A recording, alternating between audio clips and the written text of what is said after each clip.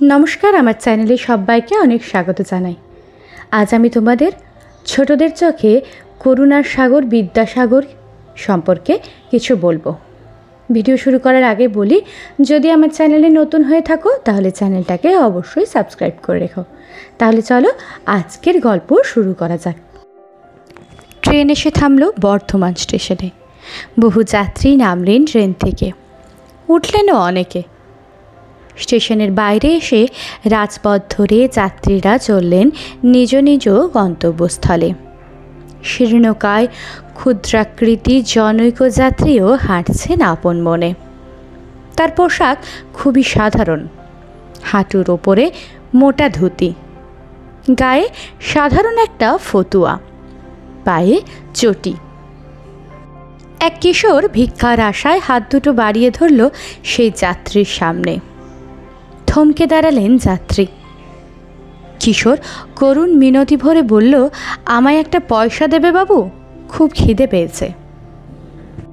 যাত্রী তীক্ষ্ণ দৃষ্টিতে তাকালেন কিশোরটির দিকে। বুঝলেন সে সত্যই অভুক্ত। এও অনুমান করলেন যে ছেলেটি খুব সাধারণ নয়। কৌতুক ভরে তিনি প্রশ্ন করলেন, আচ্ছা, আমি যদি 4টে পয়সা দিই তবে কি করবে? এ ধরনের উত্তরে কিছুটা হকচকিয়ে গেল কিশোর। যেখানে সহজে কেউ 1 পয়সা ভিক্ষা দিতে চায় না, সেখানে নিজে থেকে বলছে 4 পয়সা দেবে। কিছুটা বিরক্তভাবেই কিশোর বলল, বাবুমশাই, আমি ভিক্ষুক বলে উপহাস করছেন? স্মিত হেসে যাত্রী বললেন, না না, আমি সত্যই বলছি, 4 পয়সা পেলে তুমি কি করবে? কিশোর ভিক্ষুক সবিনয়ে বলল, 2 পয়সার খাবার কিনে ক্ষুধা নিবারণ করব, আর বাকি 2 পয়সা আমার বিধবা মাকে দেব। কিশোরের উত্তরে মুগ্ধ হলেন যাত্রী। তিনি আবার বললেন, আচ্ছা, আমি যদি তোমাকে 2 আনা দিই তুমি কি করবে? প্রশ্নটা শুনে কয়েক মুহূর্ত ভাবল কিশোর। তারপর দৃঢ় কণ্ঠে বলল, 1 আনা দিয়ে আজকের জন্য চাল কিনব, আর 1 আনা মার কাছে জমা রাখবো ভবিষ্যতের জন্য। কিশোরের বুদ্ধিদীপ্ত উত্তরে মুগ্ধ হলেন প্রশ্নকর্তা। কি যেন একটা খেলায় মেতেছেন তিনি। যে কাজের জন্য আসা তার কথা মাথায় নেই। তাকে ঈষৎ নীরব দেখে কিশোর ভাবছে এবার সত্যই সে 2 আনা পাচ্ছে। আকুল আগ্রহে সে তাকিয়ে থাকে যাত্রীটির মুখের দিকে। কিন্তু যাত্রী আবার মিটিমিটি হেসে জিজ্ঞাসা করেন, আচ্ছা ধরো আমি তোমাকে পুরো 4 আনা যদি দিই তাহলে কি করবে? এবার সত্যিই বিরক্ত হলো কিশোরটি। সে বুঝল এই লোক তার সঙ্গে রসিকতাই করছে। চলে যাবার জন্য পা বাড়ালো সে। কিন্তু যাত্রী কিশোরের পথ আগলে দাঁড়ালেন। উত্তর তা চাই। নিরুপায় কিশোর আমতা আমতা করে বলল, 4 আনা পেলে 2 আনায় 2 দিনের জন্য চাল কিনব, আর বাকি 2 আনায় আম কিনে বাজারে বিক্রি করব। যাত্রী অভিভূত হলেন কিশোরের এরকম উত্তরে। তিনি বুঝলেন এ বালক সাধারণ ভিক্ষুক নয়, এর মধ্যে সৎভাবে উপার্জনের ইচ্ছে আছে। তিনি খুশি মনে কিশোরের দিকে এগিয়ে দিলেন একটা পুরো টাকা। প্রশ্নকর্তা, এই যাত্রীটি কে জানো? ইনি হলেন মানব দরদী ঈশ্বরচন্দ্র বিদ্যাসাগর। ঈশ্বরচন্দ্র বিদ্যাসাগরের জন্ম হয় 1820 খ্রিস্টাব্দের 26শে সেপ্টেম্বর। মেদিনীপুর জেলার বীরসিংহ গ্রামে ঈশ্বরচন্দ্রের জন্ম। তার পিতা ঠাকুরদাস বন্দ্যোপাধ্যায় এবং মাতা ভগবতী দেবী। ছোটবেলা থেকেই তিনি ছিলেন দুরন্ত ও একগুঁয়ে, কিন্তু অত্যন্ত মেধাবী। কোনো জিনিস তা সে যত কঠিনই হোক একবার দেখলেই শিখে নিতে পারতেন। ফোর্ট উইলিয়াম কলেজে সামান্য সরকারি চাকরি দিয়ে কর্মজীবন শুরু করে তিনি সংস্কৃত কলেজের অধ্যক্ষ পদ পর্যন্ত উন্নীত হয়েছিলেন। তার পাণ্ডিত্য ছিল অগাধ, তাই তার উপাধি বিদ্যাসাগর। দেশজোড়া ছিল তার সুনাম। কিন্তু জীবনধারা ছিল অত্যন্ত সহজ সরল। পোশাক পরিচ্ছদ ছিল নিতান্ত সাধারণ। তার জীবনের আরেকটা আজকে গল্প বলি। তখন বিদ্যাসাগরের খুব নাম ডাক। একদিন কয়েকজন লোক তার সঙ্গে সাক্ষাৎ করার জন্য বিদ্যাসাগরের বাড়িতে এলেন। এরা ইতিপূর্বে বিদ্যাসাগরকে কখনো দেখেননি। সেই সময়ে বাগানে গাছের পরিচর্যা করছিলেন জনৈক ব্যক্তি। ঘাস পরিষ্কার করতে দেখে ভদ্রলোকেরা ভাবলেন এ নিশ্চয়ই বিদ্যাসাগরের মালি। তারা জিজ্ঞাসা করলেন, বলতে পারো বিদ্যাসাগর মশাই বাড়িতে আছেন কি না? ওই ব্যক্তি বিনীতভাবে বললেন, আগে হ্যাঁ আছেন, তিনি একটা বিশেষ কাজ করছেন। আপনারা বৈঠকখানায় গিয়ে একটু বসুন। বৈঠকখানায় বসলেন ভদ্রলোকেরা। কিছুক্ষণ পরে তাদের একজন ওই মালিকে চিৎকার করে বললেন, ওহে মালি, একটু তামাক খাওয়াতে পারো? মালি সঙ্গে সঙ্গে হুঁকো কলকি এনে পরিপাটি করে তামাক সেজে দিল তাদের।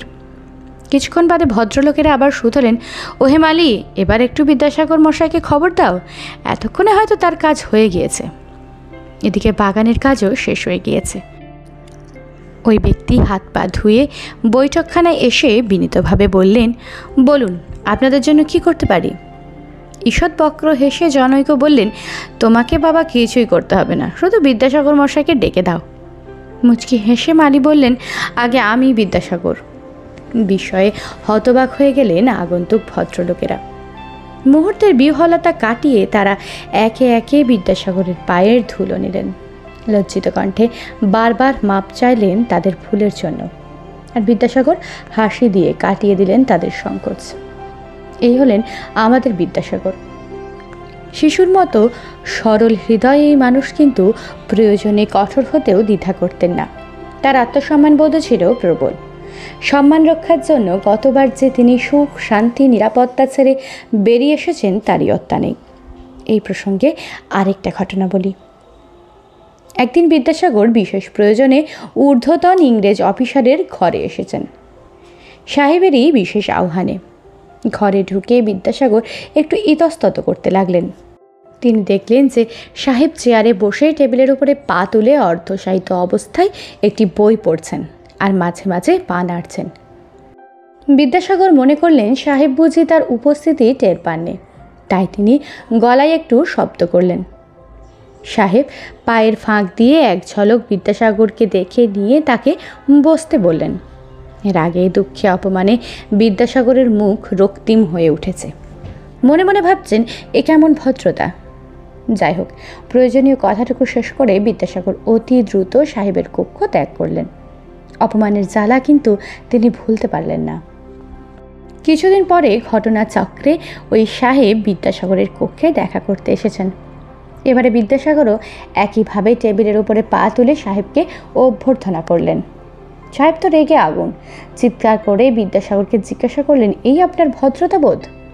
বিদ্যাসাগর মুচকি হেসে শান্তস্বরে বললেন, আমি আপনার কাছ থেকেই তো এই শিক্ষা পেয়েছি। কিছুক্ষণ বিমূঢ় অবস্থায় দাঁড়িয়ে থেকে সাহেব মাথা নিচু করে ঘর ছাড়লেন। তখন আমাদের সমাজ ছিল কুসংস্কারে আচ্ছন্ন। সমাজে প্রচলিত ছিল নানা অমানবিক রীতিনীতি। এগুলোর মধ্যে অন্যতম ছিল বাল্যবিবাহ, বহুবিবাহ ইত্যাদি। এরই কুফল হিসেবে সমাজে ছিল অসংখ্য বাল্য বিধবা। এদের দুঃখ মোচনের জন্য বিদ্যাসাগরের চেষ্টার অন্ত ছিল না। তারই ঐকান্তিক চেষ্টায় এদেশে প্রচলিত হয়েছিল বিধবা বিবাহ আইন। বাংলাদেশের শিক্ষা বিস্তারের ক্ষেত্রেও ঈশ্বরচন্দ্রের অবদান অপরিসীম। দরিদ্রের সন্তান ঈশ্বরচন্দ্র নিজে লেখাপড়া শিখেছেন খুব কষ্ট করে। উপযুক্ত খাদ্য নেই, পড়ার বই নেই, লণ্ঠনের তেল নেই, লেখার কাগজ নেই, তবুও তিনি লেখাপড়া করেছেন, ভূষিত হয়েছেন বিদ্যাসাগর উপাধিতে। তাই বড় হয়ে তিনি শিক্ষা বিস্তারের ব্রত নেন। তার চেষ্টায় গ্রামাঞ্চলে প্রতিষ্ঠিত হয় বহু বিদ্যালয়। তখন মেয়েরা ছেলেদের স্কুলে একসঙ্গে পড়তে পারত না, তাই বিদ্যাসাগর মেয়েদের জন্য স্বতন্ত্র বিদ্যালয় স্থাপনের উদ্যোগ নেন। তার লেখা বর্ণপরিচয় বাংলা ভাষা শিক্ষার কাজকে সহজ করে দেয়। এছাড়া ব্যাকরণ কৌমুদী, কথামালা, বৈহোদয় ইত্যাদি বহু গ্রন্থ রচনা করে তিনি বাংলা সাহিত্যকে পরিপুষ্ট করে তোলেন। ঈশ্বরচন্দ্রের মাতৃভক্তি ছিল অতুলনীয়। মায়ের কথা রাখতে তিনি চাকরি ছাড়তে বা ভরা নদীতে ঝাঁপ দিতে বিন্দুমাত্র দ্বিধা করতেন না। এমন যার মাতৃভক্তি, দেশের জন্য, মানুষের জন্য এমন গভীর যার ভালোবাসা, তিনি আমাদের নমস্য। তাই কবির ভাষায় তাকে স্মরণ করি। বিদ্যার সাগর তুমি বিখ্যাত ভারতে, করুণার সিন্ধু তুমি সেই জানে মনে, দিনও যে দিনের বন্ধু। 1890 খ্রিস্টাব্দের 29 জুলাই ঈশ্বরচন্দ্র বিদ্যাসাগরের জীবনাবসান হয়। আজকের এই গল্প এই পর্যন্তই। ভিডিওটা ভালো লাগলে একটা লাইক করে দিও। এই গল্প অবশ্যই বন্ধুদের সাথে শেয়ার করো। আজকে এই পর্যন্তই, দেখা হবে পরবর্তী ভিডিওতে। আজকের জন্য টাটা।